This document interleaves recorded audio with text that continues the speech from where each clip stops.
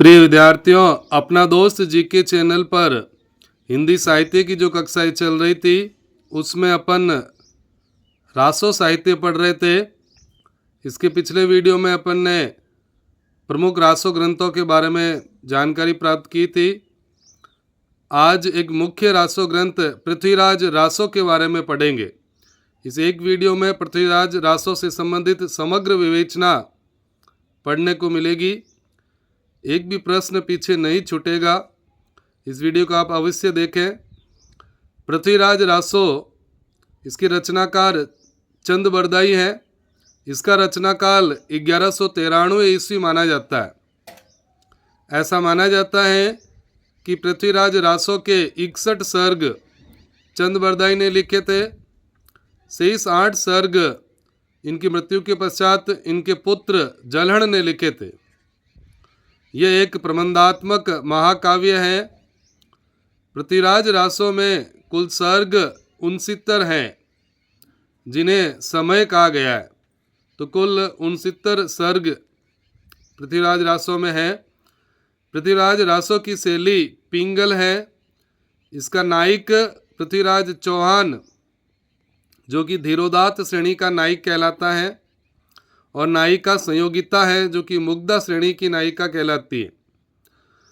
पृथ्वीराज रासो के 4 रूपांतरण उपलब्ध हैं। यह है वृद्ध रूपांतरण, मध्यम रूपांतरण, लघु और लघुतम रूपांतरण। इसका वृद्ध रूपांतरण जिसमें 16,306 छंद हैं तथा 69 समय हैं। इसका प्रकाशन नागरी परचारणी सभा काशी से हुआ। इसकी हस्तलिखित प्रति उदयपुर संग्रहालय में सुरक्षित है। मध्यम रूपांतरण जिसमें 7,000 छंद है, इसकी प्रतियां बीकानेर एवं अबोहर में सुरक्षित है। लघु रूपांतरण जो तीसरा है, इसमें 3,500 छंद है। इसकी हस्तलिखित प्रति बीकानेर संग्रहालय में सुरक्षित है।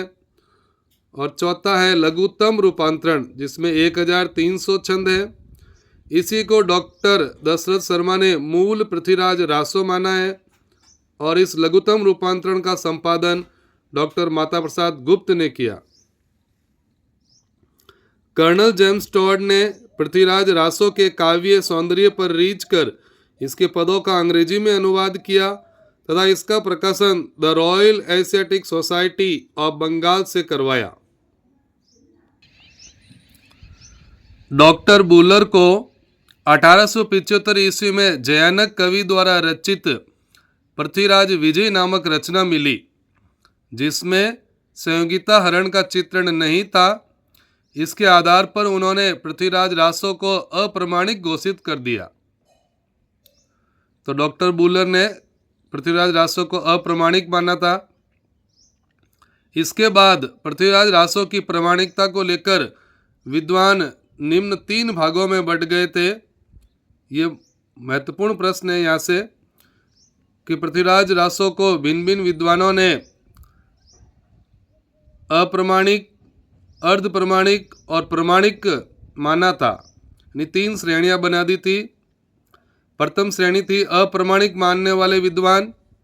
इसमें अपने मुख्य रूप से इन 7 लोगों को ध्यान में रखना है। गौरी शंकर हीरानंद ओझा, मुंशी देवी प्रसाद, डॉक्टर बुलर, रामचंद्र शुक्ल, मुरारीदान, श्यामल दास और मोतीलाल मेनारिया अप्रमाणिक मानने वाले थे। पृथ्वीराज रासो को अप्रमाणिक माना था इन्होंने। दूसरे विद्वान थे जो पृथ्वीराज रासो को अर्ध प्रमाणिक मानते थे। इसमें थे अगरचंद नाहटा, मुनि जिन विजय, हजारी प्रसाद द्विवेदी और सुनीति कुमार चटर्जी अर्ध प्रमाणिक माना था। इसकी एक ट्रिक भी है, अगर मुनि अधूरी हज सुनाए।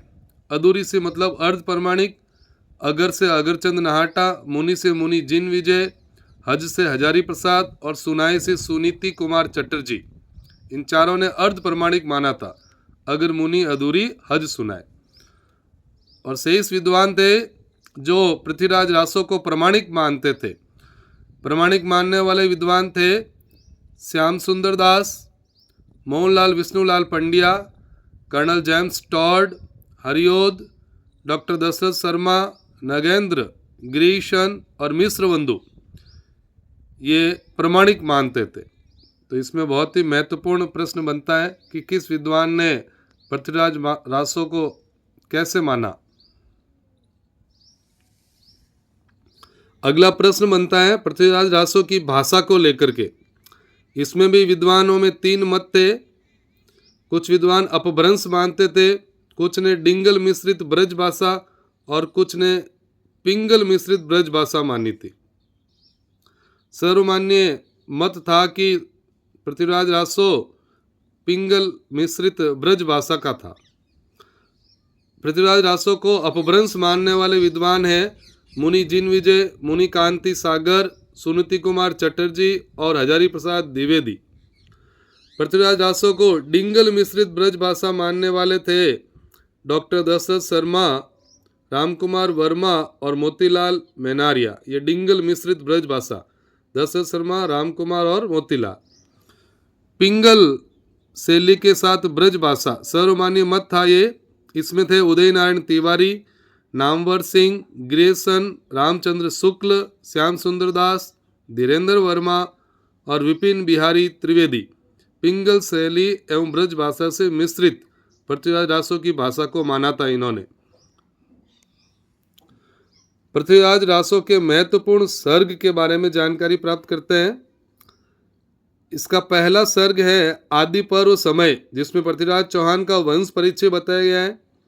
दूसरा सर्ग जिसे दासम समय नाम दिया गया है, इसमें विष्णु 10 के अवतार और राम कथा का वर्णन है। तो विष्णु के 10 अवतार और राम कथा का वर्णन दूसरे सर्ग में है। 20वां सर्ग पद्मावती समय नाम से है। 57वां सर्ग केमास वध समय है। 61वां सर्ग कन्वज समय है, जो सबसे बड़ा और इसका केंद्रीय भाग माना जाता है। तो पृथ्वीराज रासो का सबसे बड़ा सर्ग है 61वां सर्ग। 69वां सर्ग महोबा समय शीर्षक से। तो ये पृथ्वीराज रासो के महत्वपूर्ण सर्ग थे। पृथ्वीराज रासो के महत्वपूर्ण तथ्य। पृथ्वीराज रासो में कुल 68 तरह के छंदों का प्रयोग हुआ है। इसमें प्रमुख है कवित, भुजंगी, चौपाई, दोवा और त्राटक छंद प्रमुख है। पृथ्वीराज रासो एवं इतिहास में वर्णित घटनाओं में 80 से 90 वर्षों का अंतर मिलता है। इसके निराकरण के लिए मोहनलाल विष्णुलाल पंड्या ने अनंत संवत की कल्पना की। इसके अनुसार इस रासो में दी गई तिथियां विक्रमी संवत में न होकर अनंत संवत में है। यदि अनंत संवत के अनुसार गणना करें तो तिथियां इतिहास से मेल खा जाती है। तो ऐसा करने वाले विद्वान थे मोहनलाल विष्णुलाल पंड्या, जिन्होंने अनंत संवत की कल्पना कर इसमें इतिहास की घटनाओं को इसकी तिथियों से मिलान करवाया है। नरोत्तम स्वामी ने पृथ्वीराज रासो को मुक्तक रचना माना है। हजारी प्रसाद द्विवेदी ने पृथ्वीराज रासो को सुख सुखी संवाद रचित माना है। बहुत ही महत्वपूर्ण प्रश्न है। पृथ्वीराज रासो को सुख सुखी संवाद किसने माना? हजारी प्रसाद द्विवेदी ने। उनके अनुसार जिन अंशों में सुख सुखी संवाद मिलता है वे अंश प्रमाणिक है, तथा जिन अंशों में सुख सुखी संवाद नहीं मिलता है वे अंश अप्रमाणिक है। तो हजारी प्रसाद द्विवेदी ने ऐसा कहा है सुख सुखी संवाद। डॉक्टर नगेंद्र ने पृथ्वीराज रासो को एक विशाल घटनाकोश कहा है। गुलाब राय ने इसे स्वाभाविक विकासशील महाकाव्य बताया है और श्याम सुंदर दास और उदय नारायण तिवारी इसे विशाल वीर काव्य मानते थे। तो ये थे पृथ्वीराज रासो के बारे में विभिन्न मत। अब पृथ्वीराज रासो के संदर्भ में आलोचकों ने अपने मत किस रूप में दिए हैं। सबसे पहला है रामचंद्र शुक्ल का मत। चंद बरदाई हिंदी के प्रथम महाकवि माने जाते हैं और इनका पृथ्वीराज रासो हिंदी का प्रथम महाकाव्य है। रामचंद्र शुक्ल ने एक और कथन कहा है, पृथ्वीराज रासो इतिहास नहीं है, काव्य ग्रंथ है। जयनक का पृथ्वीराज विजय भी काव्य ग्रंथ ही है। फिर क्यों उसमें घटनाएं और नाम ठीक ठाक हैं? ये पूरा ग्रंथ वास्तव में जाली है। रामचंद्र शुक्ल। तो रामचंद्र शुक्ल ने पृथ्वीराज रासो को एक जाली ग्रंथ कहा है। श्याम सुंदर दास ने क्या कहा कि पृथ्वीराज रासो प्राचीन काल की साहित्य की पिंगल भाषा का ग्रंथ है। श्याम सुंदर दास ने साहित्य की पिंगल भाषा बताया। डॉक्टर बच्चन सिंह ने कहा है पृथ्वीराज रासो एक राजनीतिक महाकाव्य है। डॉक्टर बच्चन सिंह। तो पृथ्वीराज रासो राजनीतिक महाकाव्य है, डॉक्टर बच्चन सिंह ने कहा है। डॉक्टर बच्चन सिंह ने पृथ्वीराज रासो राजनीति की महाकाव्यात्मक त्रासदी है, ये भी कहा है। तो डॉक्टर बच्चन सिंह ने पृथ्वीराज रासो को राजनीतिक महाकाव्य और राजनीति की महाकाव्यात्मक त्रासदी बताया है। हजारी प्रसाद द्विवेदी ने क्या कहा है? हजारी प्रसाद द्विवेदी ने कहा है कि पृथ्वीराज रासो की रचना सुख सुखी संवाद के रूप में हुई थी। जिन सर्गों में ये शैली नहीं मिलती है उन्हें प्रक्षिप्त मानना चाहिए।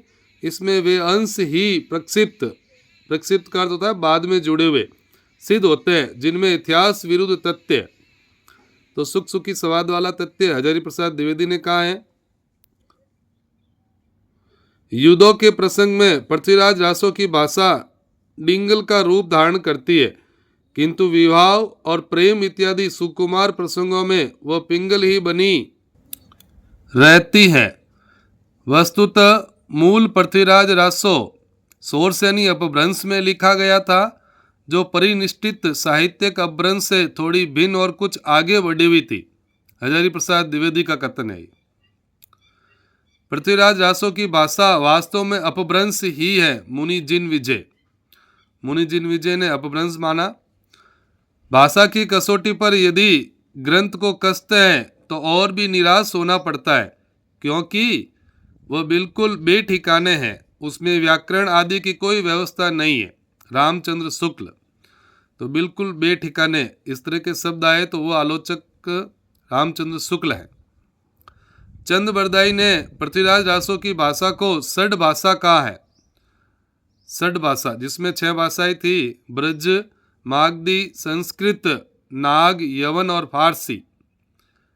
तो चंद बरदाई ने पृथ्वीराज रासो की भाषा को षड भाषा कहा है। तो ये थी पृथ्वीराज रासो के बारे में समग्र जानकारी। उम्मीद है आपको जानकारी अच्छी लगेगी। अपना दोस्त जीके चैनल पर वीडियो को पूरा देखने के लिए बहुत बहुत धन्यवाद।